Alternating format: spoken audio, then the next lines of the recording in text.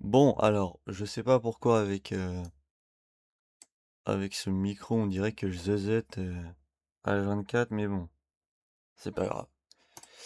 Donc, aujourd'hui, donc là, sur la dernière heure que j'avais à faire. Alors, on va voir ça après. Voilà, ça, 1 heure de backtest. Donc, d'ailleurs, très bonne journée hier, hein. J'ai fait tout ce que j'avais à faire. Pareil pour ce matin. Levé à 6h45 pour aller à la salle. Voilà.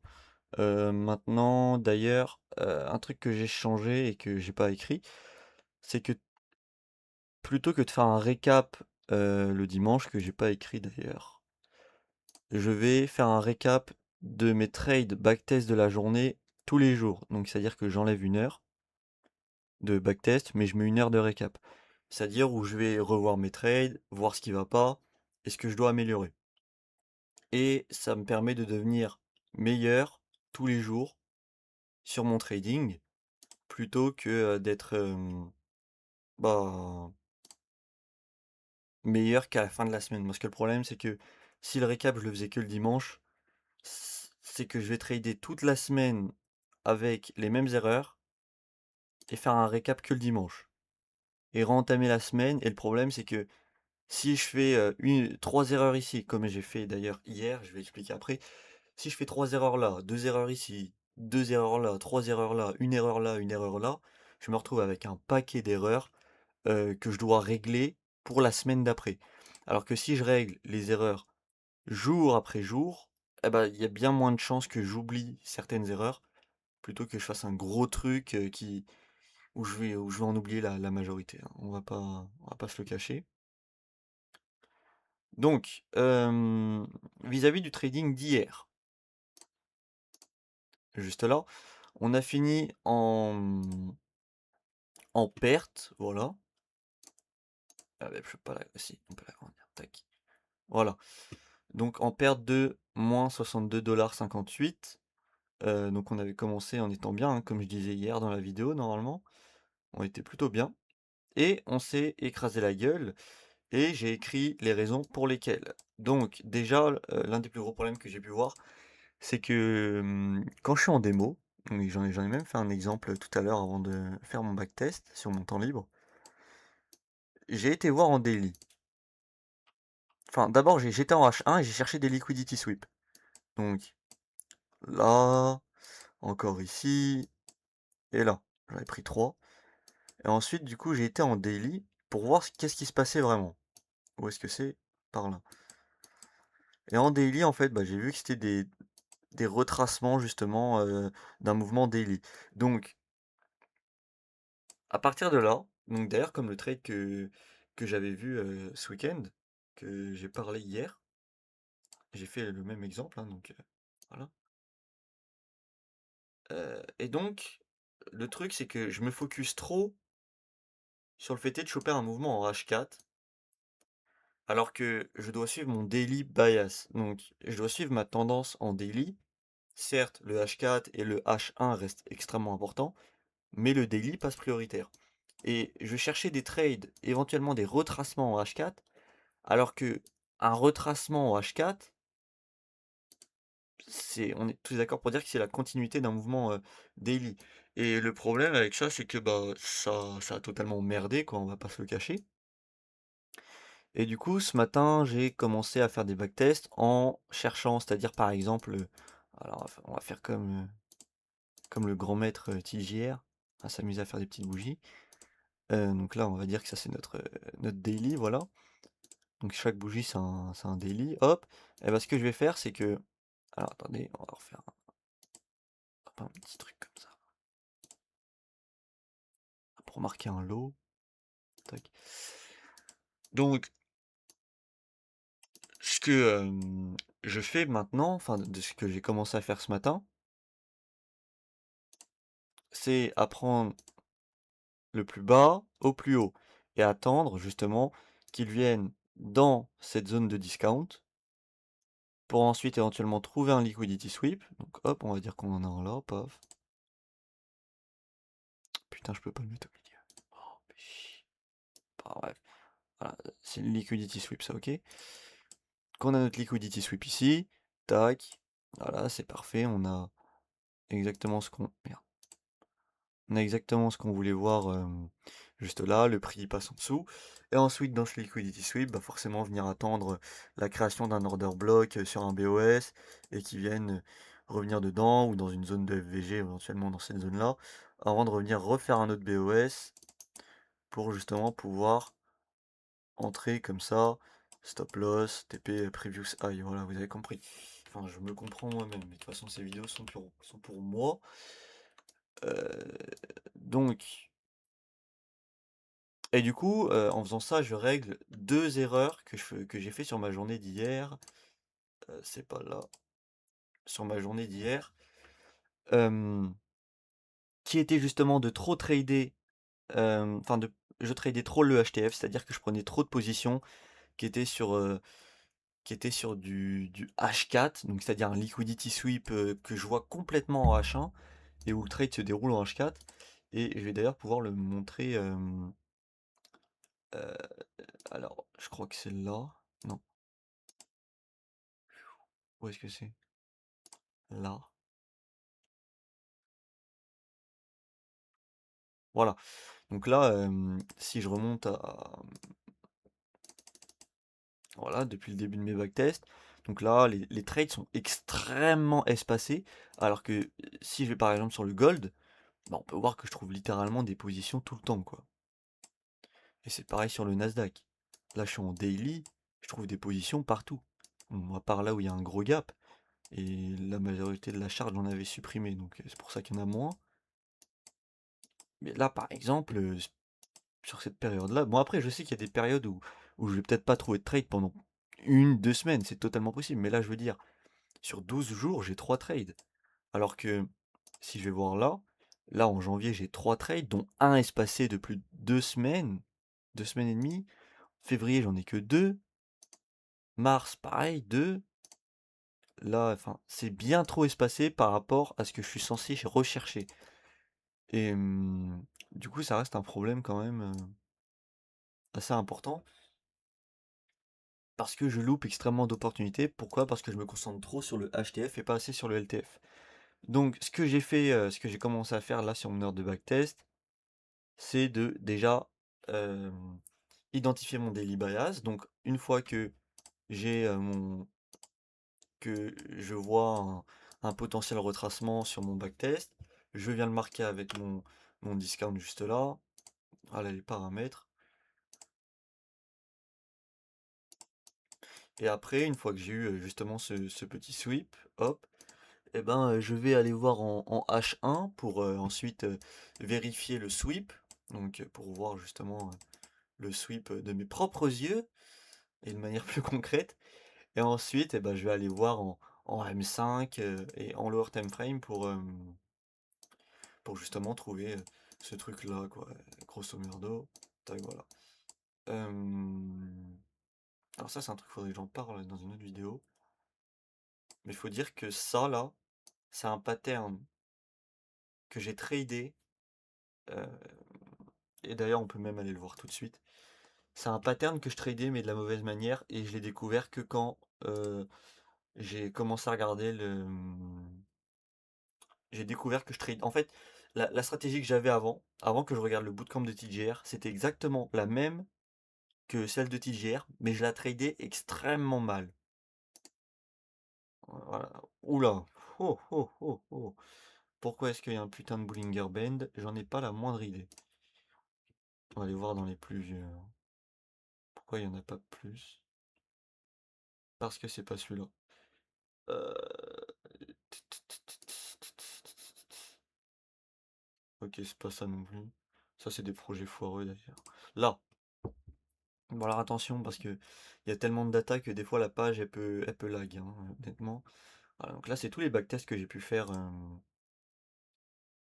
au total. Enfin, là, il en manque parce que j'ai mis des filtres, je pense. On a même un graphique, voilà, qui nous montre l'évolution. Et donc, par exemple, je sais pas, on en prend au pif. Hop, on voit, c'est exactement le même pattern. Le problème, c'est que c'était pas des liquidity sweep. Bon là, par miracle, c'en était un.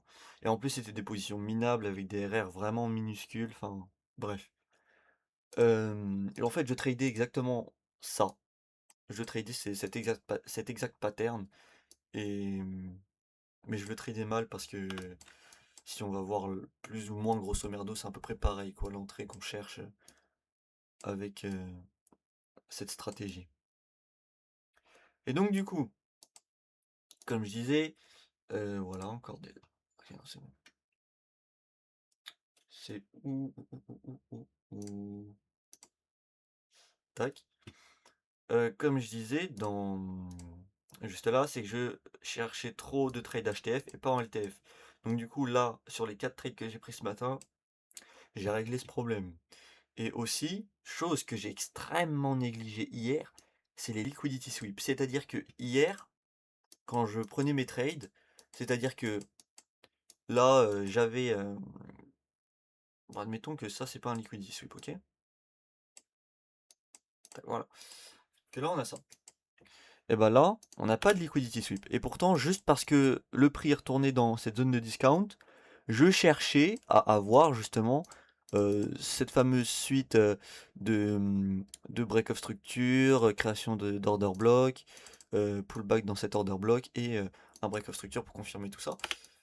Et comme je cherchais juste ça sans même qu'il y ait de sweep, bah forcément, toutes mes backtests que j'ai fait hier sont totalement faux à cause de cette erreur. Et c'est de ma faute. Et d'ailleurs, justement, là, l'avantage de faire un récap tous les jours, c'est que bah, je peux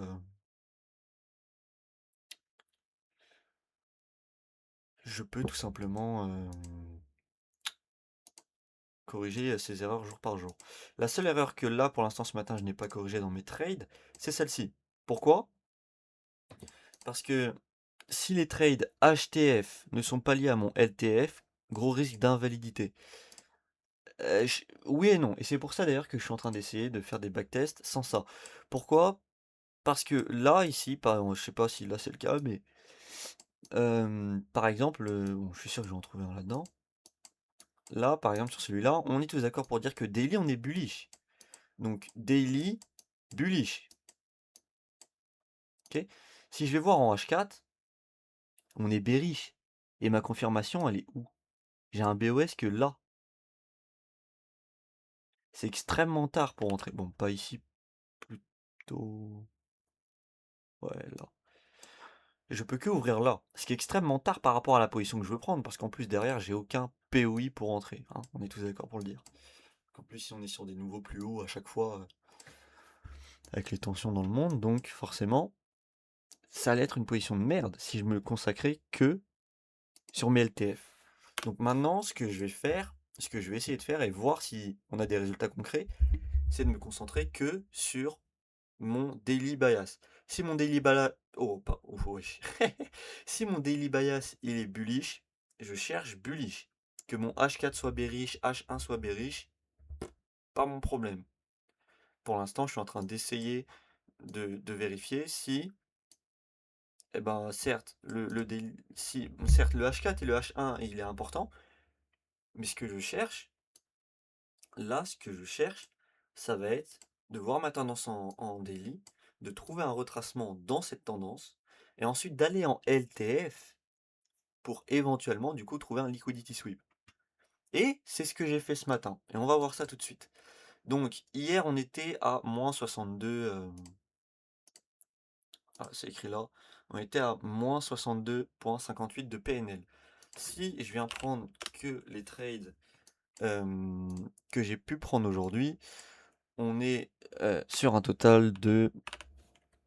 Laissez-moi faire le calcul. Laisse-moi faire moi-même mon calcul. Par pitié. Putain, ça marche pas les points, faut mettre des virgules.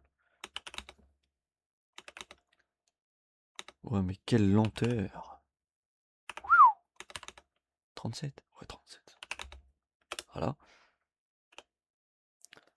Moins 200. Ouais. C'est ça. Voilà, donc là pour l'instant sur les 4 trades de ce matin, en faisant exactement, en corrigeant 2 erreurs, donc le fait est que je cherche trop de positions en HTF, donc je vais parler souvent de H4 et de H1, Là, je vais me réduire à trouver un liquidity sweep en H1 qui est issu d'un daily, enfin d'un retracement en daily, pour ensuite aller en lower time frame et trouver mon entrée avec justement, comme je disais, ma création de l'order block, un pullback dedans et ensuite un re-BOS pour, pour rentrer. Donc que ce soit un pullback sur l'order block ou éventuellement un FVG, ça change pas grand chose. Voilà. Et là pour l'instant, en ayant fait ça ce matin, bah je suis up à 171. Bon forcément si je viens enlever mes 62, combien? 58. Voilà, c'est moins, mais on est toujours bullish et c'est déjà mieux que ce que j'ai pu faire hier, honnêtement. Et d'ailleurs, parmi une de ces positions, celle-ci, j'ai mal fait un truc. Donc, je vais pas faire un tour complet sur les autres parce que peut-être celle-là. Alors oui, ici, oui, ça c'était une erreur de ma part. En gros, ce qu'il faut savoir, c'est que les liquidity sweep, on va les chercher sur les plus hauts. C'est-à-dire, voilà, là on a notre mouvement, paf. Ensuite, voilà, tag, BOS, hop. Là, si je cherche un liquidity sweep pour partir bearish, ok, donc là on est en tendance bearish du coup, ce que je vais chercher, c'est un liquidity sweep à la hausse, mais pas ici. Enfin, alors, euh, on va faire un exemple. Là, si ma trend elle ressemble à ça, donc exactement comme ce qu'on a pu voir tout sur le truc de tout à l'heure, là, c'est que là, ça c'est quoi? Ça c'est rien ça. Ça c'est de la grosse merde. En toute honnêteté, le mouvement là, tout ça c'est de la merde. Même si on a des lows, des highs, des lows, des highs, c'est un mouvement de merde. Le vrai haut là-dedans, le vrai higher high, avant un break of structure, c'est lui. Éventuellement, j'aurais pu chercher un sweep là-dessus. Pourquoi? Parce que c'est déjà plus construit, c'est plus constructif. Alors que là, c'est vraiment une ligne, quoi. C'est merde. Là, c'est vraiment une ligne. Oula, il m'a réveillé ce fils de pute. Donc là, ça, c'est vraiment une ligne qui n'a aucun intérêt. Alors que là, on a vraiment. Ça, éventuellement, j'aurais eu un sweep là-dessus. Oui, j'aurais pu le prendre et ça aurait pas été une erreur. Par contre, ça, ça ressemble à rien. Et honnêtement, on est tous d'accord pour le dire. Et le problème sur ce trade-là, c'est que justement, bah, j'ai pris un high qui n'a aucun intérêt dans toute sa structure. Plutôt que de prendre un high qui a du potentiel comme celui-là. Et d'ailleurs, ici, ce sweep-là, je crois pas qu'on le voie après. Non. Mais ce sweep-là, vu que là, j'écrivais que le prochain trade, ce sera sur ce sweep-là, du coup, parce que c'est un vrai sweep pour le coup. Sauf que du coup, sur le sweep d'après, je disais que elle n'a pas été prise parce que on n'a pas eu de BOS en fait qui nous a permis d'entrer. Et de toute façon, du coup, le prix est parti plus haut après. Donc il n'y avait aucun intérêt. Et du coup, sur le fait est qu'il soit parti plus haut, j'ai trouvé une opportunité dedans. Un sweep en H1, je crois. Elle est où? J'ai pas de photo en H1? H4. Bref, et du coup, le prix était parti plus haut. Donc, ensuite, là, bah, j'ai continué à faire pareil, hein, j'ai pas de délit là-dessus, c'est là. Donc voilà, donc j'ai fait ce que j'avais à faire, je prends en mouvement haussier, pourquoi? Parce que la break of structure juste là, on prend le plus bas, le plus haut, on a eu un petit FVG juste là, en plus qui soit reparti dans notre discounted. Suite à ça, on a eu une réaction en M5, où le prix, du coup, il nous a venu créer un order. Alors, j'ai pas de lower.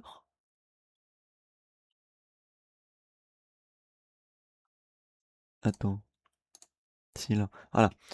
Et donc là, du coup, sur notre création de cet order block, le prix nous a laissé du FVG, le prix est venu taper dans le FVG avant de faire un BOS juste là, et c'est juste là où on est entré.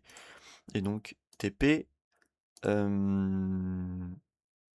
celui-là, oui, que je voulais parler. Voilà, on s'est fait sweep sur un sweep, et je pense que c'est parce que j'ai peur justement de mettre mon stop loss plus bas.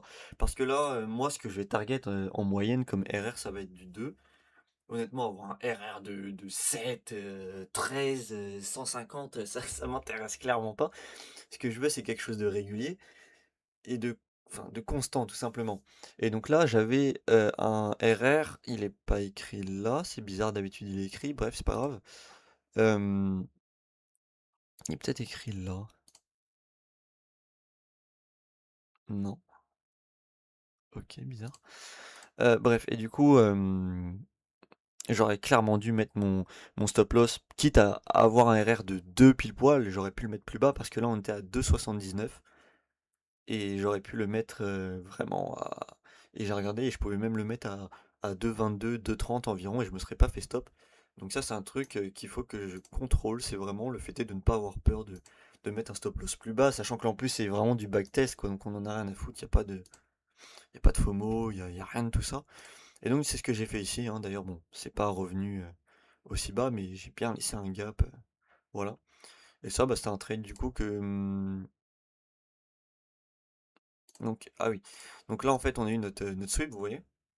Et donc là, le lendemain, du coup, donc là, on voit c'était à 12 heures et là, pareil. Voilà, donc littéralement 24 heures après, sur le même mouvement, ici, on a eu un liquidity sweep en H1. Et c'est celui-là que j'ai focus. Et j'explique là que le trade que j'ai pris juste là, voilà, donc c'est la même chose. Perso, je le vois pas comme un trade revenge parce que c'est littéralement 24 heures après. Certes, c'est sur le même mouvement, mais notre daily bias, il est pas contre ça. Donc le fait est que en plus ce soit 24 heures après, c'est pas du tout un trade revenge, donc je voyais pas l'inconvénient de ne pas prendre ce trade. Donc du coup, je l'ai pris et voilà, TP. Donc là ici order block, pourquoi BOS juste là? Ensuite, il nous a fait un charabia. Il est sorti, revenu dedans, voilà, des 3, 4 fois même, 5 fois même, putain, avant de nous faire un BOS juste là, sur lequel je suis entré. Et donc, bien sûr, en targetant le previous high, qu'on devrait peut-être voir ici. Voilà, juste là. Très beau TP. Voilà, donc là, c'est tout ce que j'ai à dire pour l'instant pour cette matinée. Là, il reste encore du trading cet après-midi. Voilà. Il reste du trading, donc là, 1 heure. Après, voilà, j'ai un putain de rendez-vous qui bloque un peu tout. Il me fait terminer 1 heure plus tard. Ouais. Enfin bref. Voilà. Donc, pareil, demain matin, point global sur l'après-midi de cet après-midi. Enfin, sur l'après-midi que je vais trader et backtest. Et sur le lendemain matin. Et, et voilà. C'était tout ce que j'avais à dire. Donc, grosso merdo, gros changement, 2 erreurs que j'ai réglées sur 3, parce que la troisième me semble pas forcément une grosse erreur pour le moment, à vérifier. Si aujourd'hui, honnêtement, ça part en couille et que cet après-midi, je me mange une même tempête qu'hier, voire pire, effectivement, c'est un problème que j'aurai à régler très vite, surtout si c'est le seul problème visible. Voilà. Mais sinon, voilà, on va se baser là-dessus, quoi. Et si je rencontre d'autres erreurs, ben, bien évidemment, je vais les marquer. Et voilà. Hum, hum, hum, hum, hum.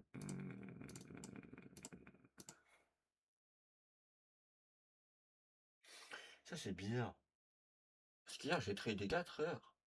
Il m'a marqué 3 heures. Et là, j'ai tradé 1 heure. Il m'a marqué 66 minutes. Ah, bref, c'est pas grave. Allez, tchuss.